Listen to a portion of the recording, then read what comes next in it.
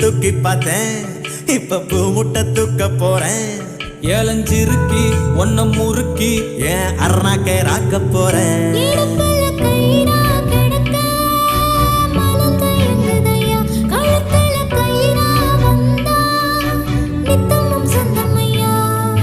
விழியால் தொட்ட அழகே இந்த ஆசை மாறாதே.